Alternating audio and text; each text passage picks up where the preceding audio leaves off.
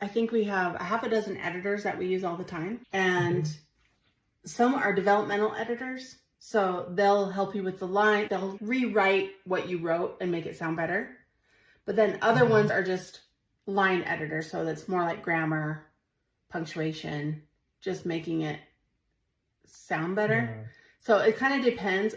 And most of our editors, they'll give you a quote. They'll just want to see some of your work, and then they'll give you a quote and give you a sample of how they would edit it.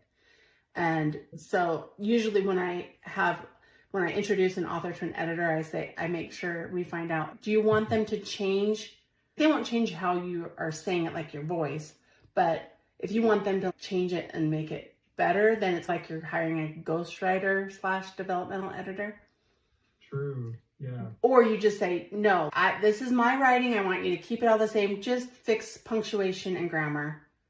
And then it's more of just a line edit, but not a developmental edit, if that makes sense. It's not as much editing.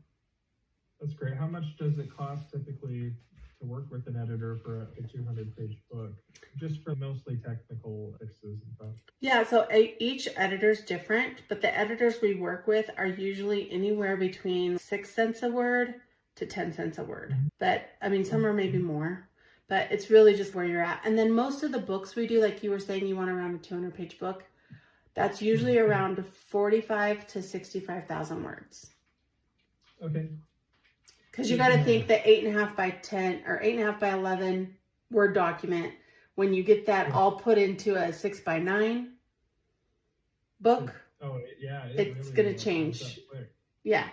So I would always look at the word count. And so you want around, we usually do all of our book publishing packages are 65,000 words or less. Okay. But you always want around 45,000 or more, because if it's less, then you just have a little pamphlet, like barely 100 pages. Yeah, it's got to feel substantial. You want it to have that thud factor when it hits the table. Yeah.